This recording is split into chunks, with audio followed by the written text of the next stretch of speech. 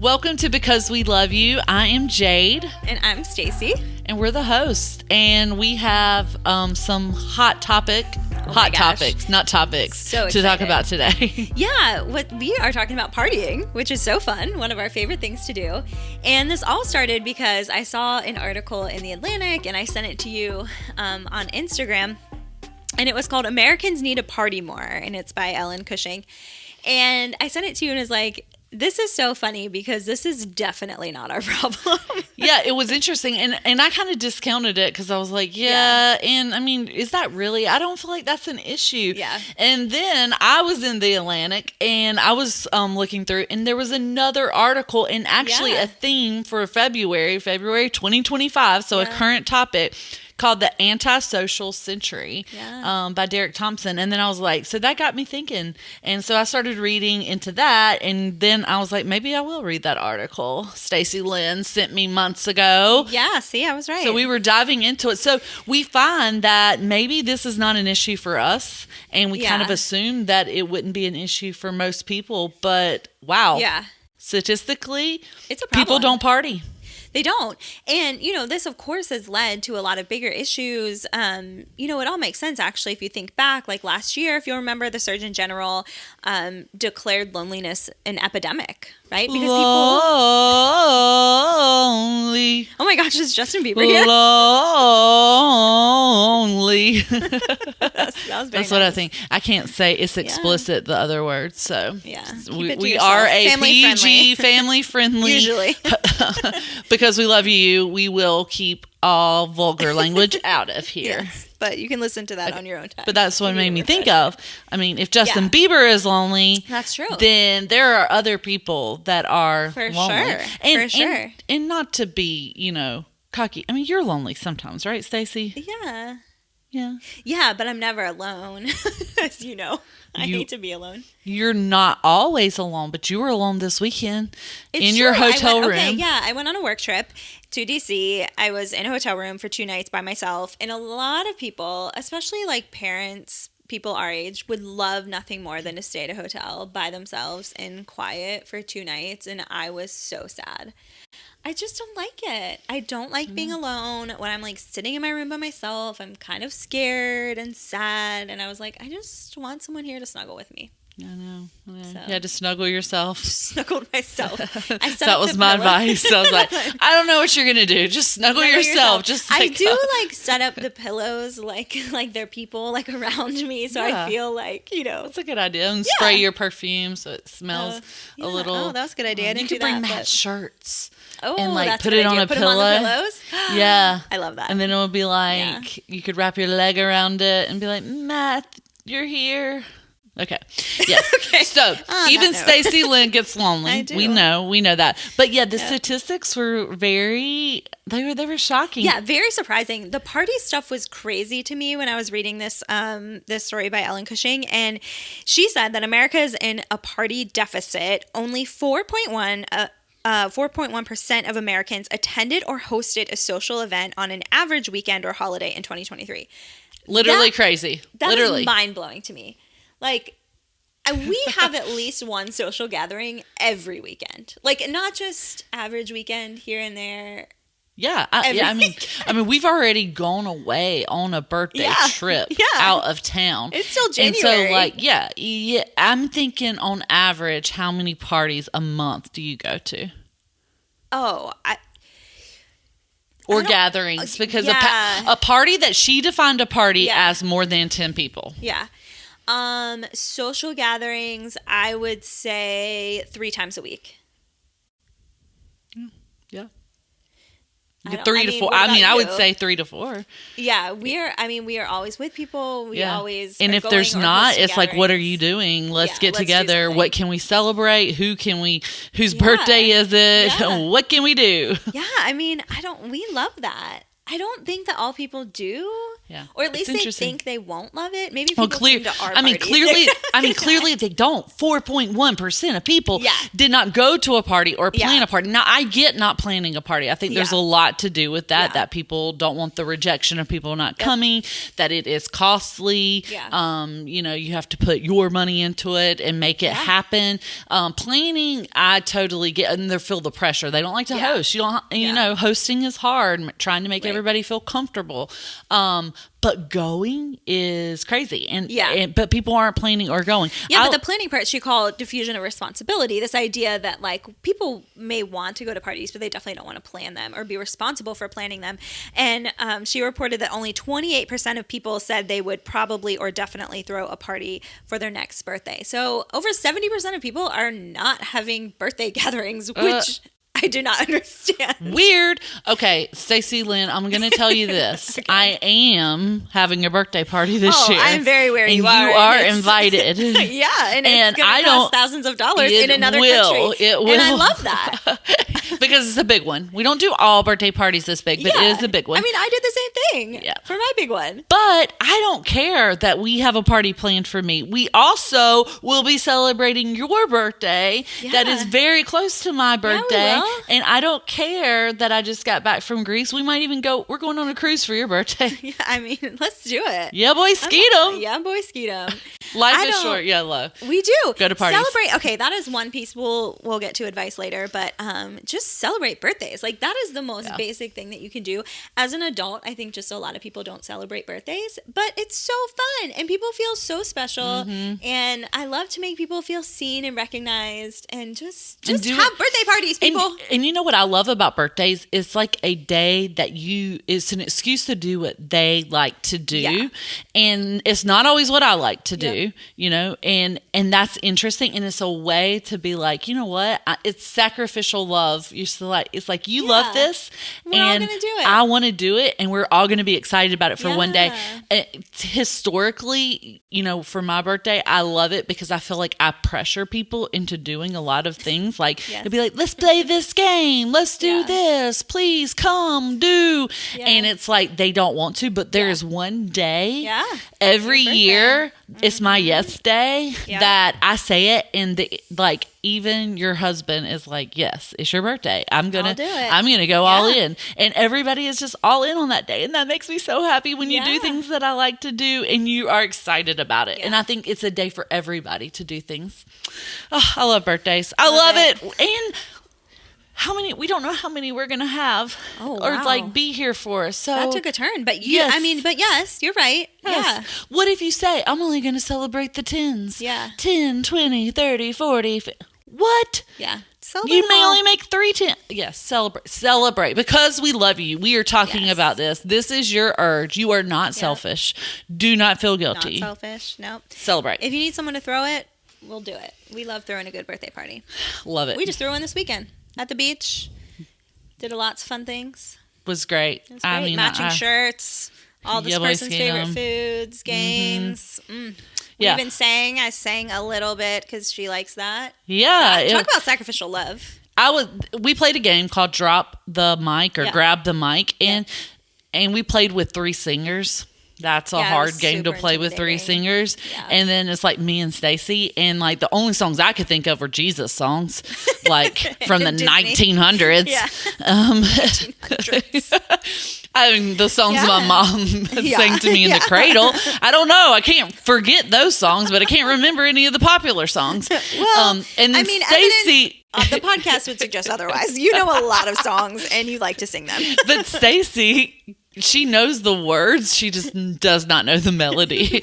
So it would be like, jump, shake your booty. I'm like, what are you talking about? Like, jump, shake your booty, jump, shake your booty. But we didn't know any of her songs. I'm tone deaf, okay? But it was cute. It was cute. And I think the person who we were celebrating really loved the fact that you grabbed that mic sometimes and you belted even when it was out of tune. It's all right. And all those things. Yeah. Another statistic that was in the article was 1 person out of every 8 people say they have no friends. Wow. Yeah, I mean, that's really hard to hear, right? And that, I mean, I think that's sad. Yeah, that makes me sad for people. Yeah, I think they feel the Justin Bieber song. Yeah, lonely. And I think friendship is so important, and it's such a worthy thing in our lives to dedicate time to. And, you know, for lots of reasons, people don't. Oh, yeah.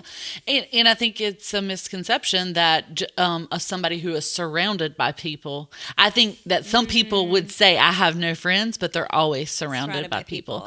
Because it's not about, like, people being around you. It's about, you know, being known. Yeah, feeling known for sure. And, like, that they can read you. Yeah, that you can confide in them, that you can be vulnerable.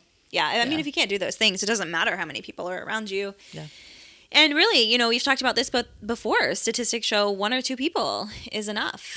It was interesting, just as a side note, I saw a reel this morning, and it was talking about how, like, really even they were talking about for kids growing up, you know, they only need 1 or 2 close friends. And, you know, even once you get beyond that, how it's just so hard to navigate that when you have a group of friends that's like 6 or 7 people, and it's really hard for everyone to feel included and part of something. And I was just so glad that I feel like that's one thing that we have gotten better at over time, is we've maintained a pretty large group of girlfriends. And that, you know, that feels really special, because I do think it's rare. Yeah. But for most people, I think just one person, invest in one person. Yeah. And that can be life-changing. I think it comes with being aware. Of how to do it. Yeah. Like, everything's intentional. Like, when you think about a decision you might make, like, thinking about how will this make others feel? Yeah. Is this, like, even this week, my daughter and one of her volleyball friends were going to do this big gesture at volleyball, like make a sign and say, "Will you be my galentine?"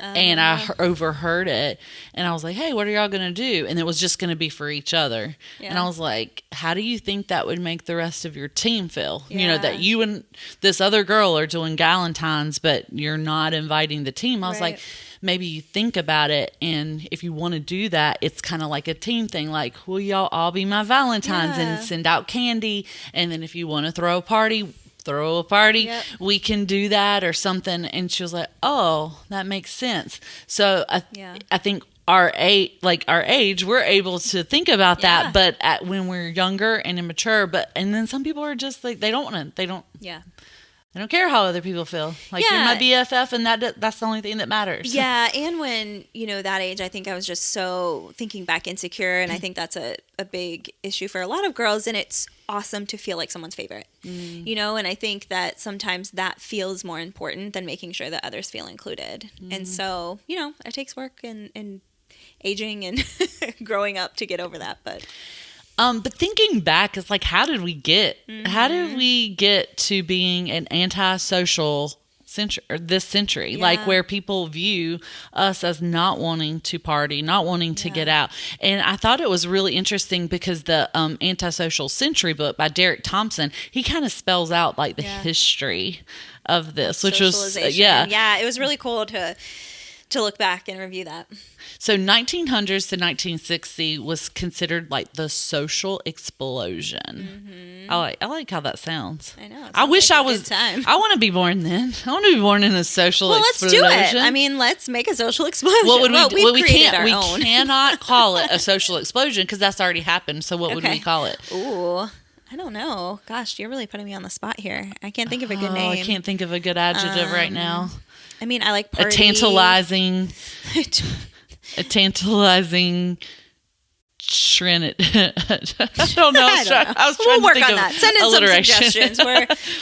This is a work in progress here. But it makes sense during that time because I think, you know, out of the 20s, they were in the Great Depression, and people were just trying to eat, you know, put food on the table, and homes were just made for farming and doing what they could.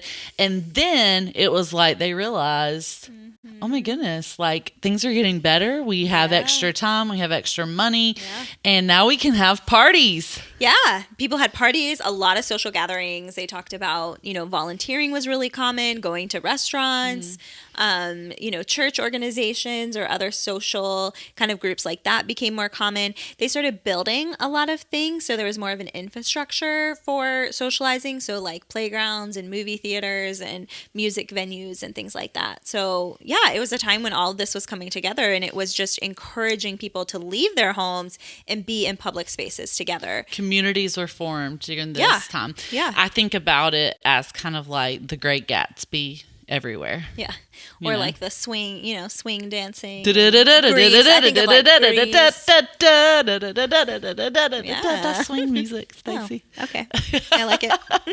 Okay. So, yeah, but just like people wanted to invite you to their house. Yep. They wanted to feed you, schmooze you, or schmooze. But then something happened in the 1970s. What was that?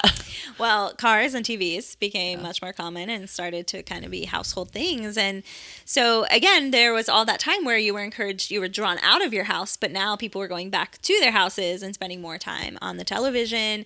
They said with the invention of cars, interestingly, people moved further away from cities, lived in the suburbs because they could drive there. So there weren't as many people, localized in certain places, but people were spread out. Yeah. You couldn't walk everywhere. Relied on your cars. Yeah. And then we have the 1990s where this little device wasn't so little then, but yeah. It wasn't so little then, became a thing. And that's our phones. Yeah, our phones. Cell phones became widely available. And we were actually trying to trace this back. Like, when did we get a cell phone? Yeah. And I definitely think mine was in the 2000s. Yeah. I mean, mine was definitely late 90s.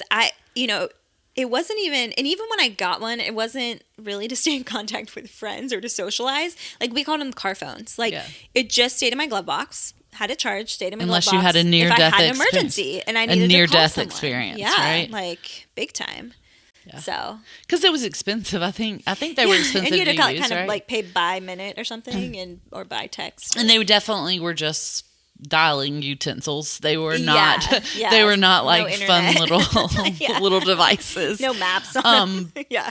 But yeah, I remember going to different countries, traveling to England and London, and I didn't have a phone, and I just can't even imagine my daughter going for 6 months and 6 knowing. months. Could you imagine 6 hours your daughter leaving you without her cell phone at this point? It's crazy to think. It is because we have constant access. But this was a huge thing for. We started getting these phones, and slowly the dynamic of the home has changed. The dynamic of socialization has changed. That's right. So much so. I mean, they reported that in-person socializing decreased by over 20% in the last decade. In the last decade. So that's crazy. That's crazy. And of course we know that COVID-19 was a huge part of this. When we think about the pandemic and how that changed socializing became this thing that felt dangerous, that you could get people sick, people got nervous about it. Everyone had to isolate. And so there was such a cultural shift then.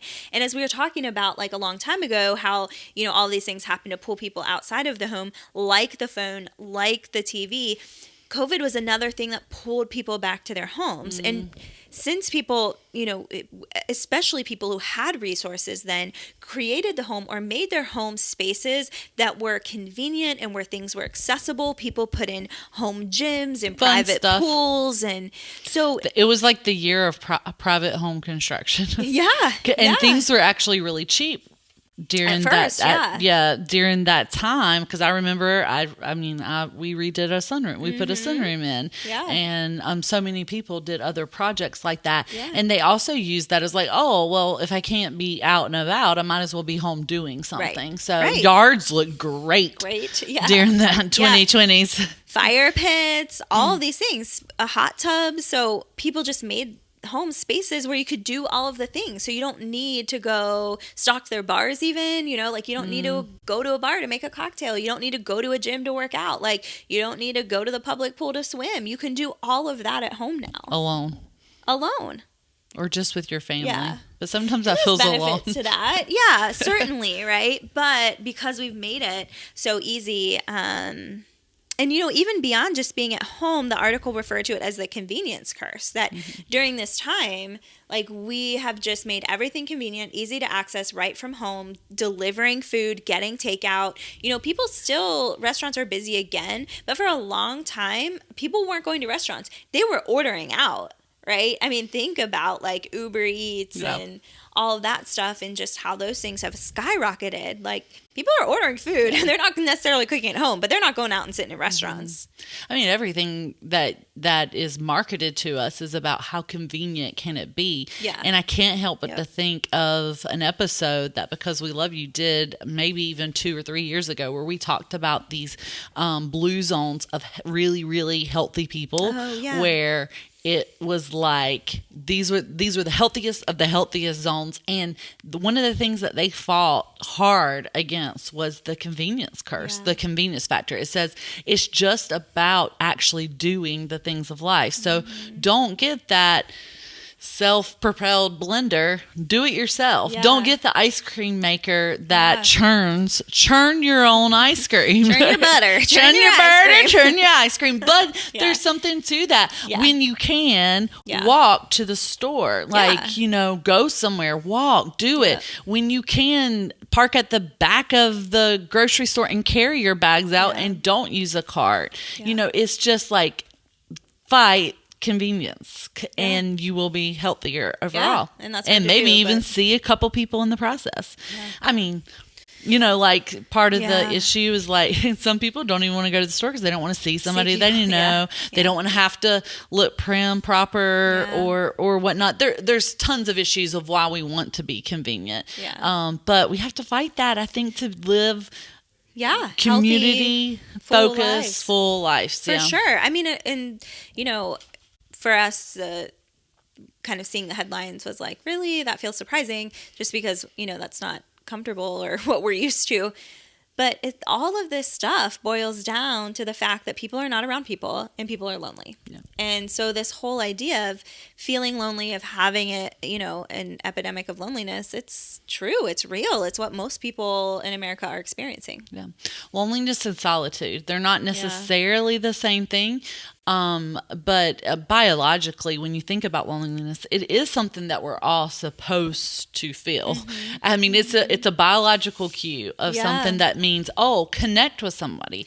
We have this. We notice it, right? We can even have this with our children, like between mother and child or father and child. You can have this with your husbands. It's like, we need some type of emotional connection. I mean, I think I've even felt this with you before. If we go a long period without having a conversation that seems like thoughtful and real and long, it's like, I don't know, I feel all alone. Like I don't really have a friend. Is she still my friend? Are we still? And I think that it's important to note, and this is biologically something we have, but unfortunately it looks like a lot of people are not using that cue to then socialize with people, or to make a point to go to that small group, or make a point to go to that party. And it's, what are they doing with that cue? Like, what's happening? And I think, I'd like to hear what you think too, but I think a lot of it could even just be, we're using it to eat more, feed our flesh more, maybe watch more, binge more Netflix. Television for sure. I don't know. What would you say that if the cue's happening and if we're not using it to actually engage, what are we using it for? I think we replace it with other things. Like you said, I think that's a great point. I think we eat. I think we, consume television. I think we consume media, social media. We play those addictive little games on our phones. I know I'm super guilty of that. I fight that. You do a good job. I do. I can't. I won't even go there. I just I can't have one more thing. But let's talk about me watching 8 seasons of a show in 3 days. Didn't sleep for 2 days. Yes, so bad. So bad. Don't do this. Oh goodness, I have a problem. It's all right. But the other, the other thing I think is people are hard. And when we feel lonely, and even if the cue is find someone, be with someone, call someone, that is hard and messy and takes time and takes risk and vulnerability. And So I think people just don't want to do it. You know, I think they're scared to do it. I think they just, you know, it's easier just to be like, oh, I'll just post something on social media or look through my phone or watch a show than to actually reach out and connect with someone. I mean, when do people ever call and just ask, hey, how are you doing? What's been going on? Or go to your neighbors. Could you imagine just randomly going to your neighbor's house and knocking on the door? Like, people used to do that all of the time. Yeah. And now, you know, you hear all these jokes about, like, you hear someone knock on the door and everyone gets down on the ground to make sure all the windows are closed and no one make a sound. But it's hard to engage in relationship with others. And I think it's harder at first because you need to lay the groundwork. But then I would say that if you lay a super firm foundation of friendship and support, that, you know, you have a group text, then we'll even say, hey, I don't have anything to do Friday night. Yeah, like, what's everyone? Yeah. And it becomes easier when you have that good foundation. But the foundation takes work. So if you're willing to put in the work with those people who are going to be your people, then you can create that on that lonely night, or, you know, when you're battling grief, you know, and you reach out to somebody and it's like, oh man, tonight's been a hard one, or whatnot. Is so much easier, but it's so, like, then you feel like, man, I can make it. Yeah. I can get through this life. They love me. They care about me. They're here for me. And then just the simple acknowledgement that you're loved. Yeah, it's so true. And that's so important. I think the other thing that we've lost is kind of the art of the casual last minute get together, because we just have this pressure to always feel like we have it together. You know, like, someone can't just stop by because my dishes aren't put away. My house is a mess. Like, and I think that's something we've had to work really hard to get over, to know, like, come over anytime. My house is your house. If the pantry's empty or full, if the dishes are out, if beds are unmade, if clothes are laying everywhere. There's sharded underwear in the hallway. That's right. I mean, it's okay. You come over. Yeah. Like, it's just, we just don't really do that anymore. And I would encourage people to try and start feeling more comfortable with that. What's that, the common thing, or the trending social media thing? We listen and we don't judge. So we come to your house and we don't judge because it was unannounced. Okay. Right. So I can't be responsible for what you see. And just put the relationship over this stupid fake standard that we hold for ourselves. If you had to come to my house before this weekend, and I spent hours cleaning this up, my daughter had knocked over my wax melt, and it was like an open one, and wax had dropped all the way down my white wall trash can floor, and it has taken me like weeks to like scrape all this up, and it reached a pinnacle moment, and you would have been like, man, this girl's low key we come to nasty. Your house and we don't judge.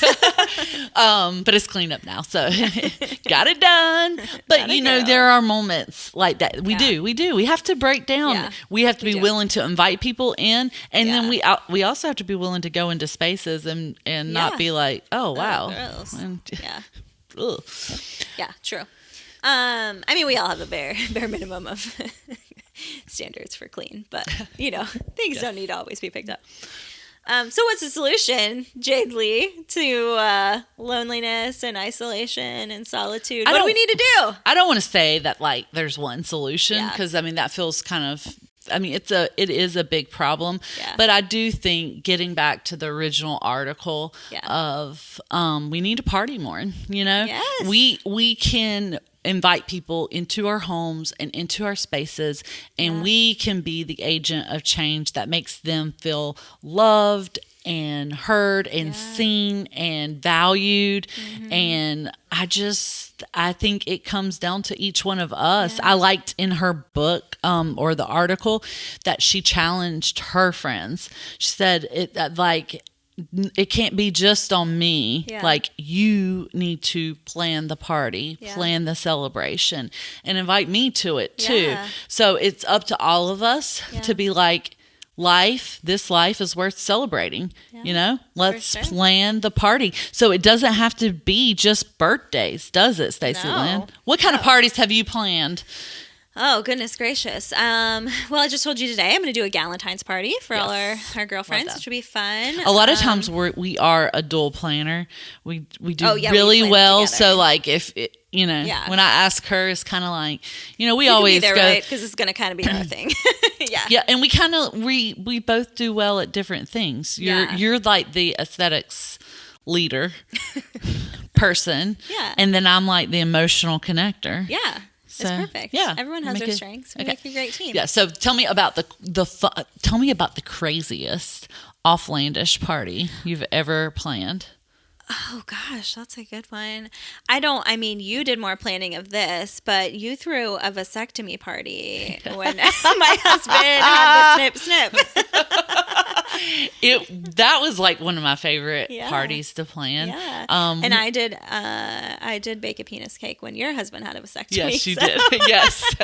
Yes. So we have I don't know where the penis pan is. It might be gone. I don't. We never throw away a penis pan. Oh my gosh, that can always be used for something. If you want to throw more parties, you definitely need to get yourself a penis pan. Okay, but this was my favorite part of that party. I had all the guests come in with knives.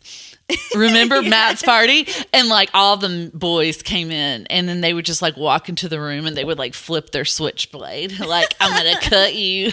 Oh my God. And you were so intense. That was fun. What about you? What's a fun party? I don't think anything quite beats that. But I think one year we planned a prom party for two friends that had not been to prom. Yeah. And for unknown, lots of reasons they couldn't go to their prom, and it was like they never had that experience. Yeah. And we had a DJ and lights, and we all dressed up in formal dresses, and so we played a theme, promy games under the sea. Under the sea. Yeah, it was fun. It was very. Oh, my husband was a lobster. Oh yeah, that was good. That was fun. But these create memories, and this was not like one of my best parties, but I think it was one of the more impactful parties that we planned for one of my friends, our friend actually. I don't know if he wants his name mentioned, but it was a guy who had not had very many birthday parties planned for him. Yeah. And we just made it special. We had his favorite cake. We invited his people. We sat because he's a sitter and a talker. Yeah. He didn't want a lot of hoopla.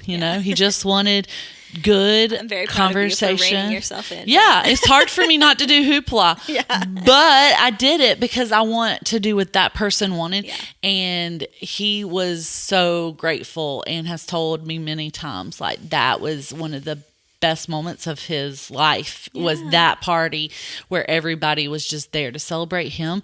And that was even more when life gets hard and it's too busy and we don't want to plan a party. I think back to that and I'm like, but people deserve to be celebrated. Definitely.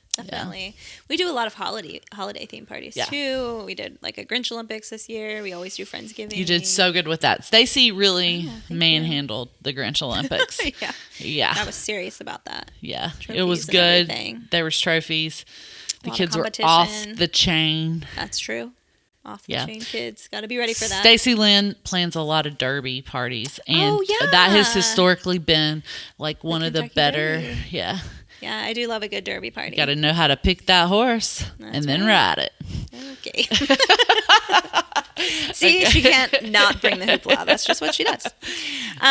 Well, we were reading about reading about what makes a really good party. And, one piece that I read by Kelly Gulo Wright, she says that a party has three parts. So one is a social gathering. So of course has to be other people there. 2, food and drinks, very important, as we know. Yes. And then 3, I thought this was interesting, marking a positive life event. So celebrating someone in some way. And I love that. And I think, we've mentioned, we really try and do that. Oh, you got into grad school. Let's have a party. You, got a vasectomy. Let's have a party. It's your birthday. Let's have a party. Yeah. You got a promotion. We're so proud of you. Let's party. Yep. So I think, that's a nice way to make people, like you said, feel seen and feel loved, is to just mark all of those milestones together. So that's good. But other than that, this was surprising to me. I read in a study from one poll that said that people decide if your party is successful or not in the first 19 minutes that they're there. That's crucial. So, to my co-party planner friend here, what do you think makes a good party? What I have to say, first of all, you have to get people there. So, yeah, like, that's a good start. like, if you just send out mass like little invites or whatnot, it doesn't show that you really want them there. And so I truly think that personal invites are the way to go. If you want somebody there, hey, I'm having this and I want to celebrate this person and I want you there. I will really need you there. And then maybe get them involved in some way, shape, or form. I think that bringing something keeps them invested. Yeah, or like, we need you to do the cheese dip. Because if you don't, you can't have a party without queso. So, like, if you don't have the queso, that's a big deal. So then people are more invested. And I hate to say that. It's not manipulation, but how many times you always feel like going to the party once you've agreed to it? Life's hard. You have a bad day at work. But if you know that you're needed, I think it makes a difference. So personal invites. I think that's good. And I've learned a lot about that from you, because I think you're so good at it. And many things that we go to, people show up because you ask them to be there. And not, like you said, not in a manipulative way, but in a way that's like, I love spending time with you. I really hope you're coming tonight, or I'd really love to see you. I want to hear about that thing you're going through. Let's make sure to connect tonight at the event, or whatever it may be. So I've learned a lot about that. I think, you do that really well. So good job. And I tried it, like, too, you don't just want them to be there to fill a spot in a chair. Yeah. Like, they need it too. Yeah, like, that's like one of my things. It's like, they need it. They need what we have. They need this. They need friends. They need community. They need good food. They need this laugh. Yeah. And so I know they need it more than they know they need it. So it's like, I kind of bully them into needing and coming. I'm a bully. A social bully. I would in say, a good way, though. But the first 19 minutes, that is hard. Yeah. But I would say, as soon as they walk in the door, it is. You don't wait for them to get comfortable. You just sweep them in, get them a drink, get them food, and then try, if you can't be with them to help the conversation, you tell the group one thing about them and try to get them connected to the group. Yeah, or even at least one person. Oh my gosh, they went to this school too. Hey, do you know that person? Whatever it may be. I think that's really important. And back to that poll I was talking about, they said that people expect to be offered a drink within the first 8 minutes. My husband's great at that. Oh my gosh, your husband is the best at that. You always have plenty of drinks. You always, as soon as someone walks in, can I get you something? And I think, that makes people feel part of something. It makes them feel welcomed. It gives you something to do with your hands. It makes it a little less awkward. But yeah, like you said, I mean, it's your job as a host, or even not as a host, but I think we do this for each other when we're at each other's houses, is notice if someone's off to the side or just got there. Oh, I haven't met you. What's your name? How do you know Jade? I think we can all play a part in that, and making someone feel like you invited them, you want them there, and so you're pulling them into the circle. And if you know Stacy and you love Stacy, then I love you and I want to know you. I think people you really feel that, if that's the house you're going to. So whatever house, if they know that person and they like that person, and that person, and Stacy felt like inviting them, then you are friends too, because it's going to be good. Yeah. So just go in with that confidence of this is a party, and none of us really know all about each other. So let's get to know each other, and let's find out why Stacy I want to find out why Stacy likes you. What you got going on? I think you are great at this, and I think it is important is to make the aesthetics look good too for a party. I think in the first 19 minutes, you are going to notice that there are balloons, there are pretty plates, and we're not eating it off styrofoam fall through plates. It just makes you feel better. I mean, I hate to say it does. I hate to say that too. It feels so, I don't know, just privileged, a little gross. It's just like, really, why do we care about those things? But it matters. Like when you walk into a space, it feels fun. It feels like someone thought about the details. It just makes it better. In this one, feels intentional, doesn't it? No, Like that I planned this agree. party and this is going to be fun. And I didn't just throw we were meant to do this instead of just like, oh yeah, like whatever happens. But the last piece, and you are so good at this, is good conversation. And I just think connecting, like connection, that's what good conversation does, is it gets people to go deep, to be vulnerable, to connect in some significant way. And you are like the master at this. People feel weird, and half the time I'm like, why would you even bring that up to these people you just met from my workplace? But then people are like, they do it and they engage and it feels good, and people leave feeling like I really got to know someone. So somehow, sometimes you do it as a game or a reflection, or hey, let's go around at this birthday party we threw this weekend, like let's go around and talk about something we hope for our friend in the next year. Just things like that again make people just feel really loved. So well, thank you. I do love that. We were talking a little bit about all the parties we have planned, which we want you, because we love you, friends and family, plan these parties. This is what we want for you. In the first year when we moved into our house, I had always lived in an apartment or a small living space, and we still had parties there. No lie. So do not discount your smallness or your space and saying, I can't throw a party. You can always throw a party, because it is not the place, it is the people, and it is the connection that happens there. So yes, I planned parties there, but it was my first time in a house, and my husband counted how many gatherings of like 8 or more people that we had, and in the first year we had 100. Now, granted, we were youth leaders at this time, so that really upped the ante. Defaulted to at least once a week. Like once a week we had that, but then small groups, and then just celebrations and dinners, and that's kind of like soirees. You did like a Saturday night soiree thing for a couple months. That was fun. Yeah, I mean, I did it all 12 months, Stacy, but it kind of lost its luster. That didn't really. I was at all of them. Yeah, you were always there. It's Number just hard one to remember, supporter. like, what is a soiree, like, officially, and then what is just us coming to your house, because that also happened, like, 3 times a week, so.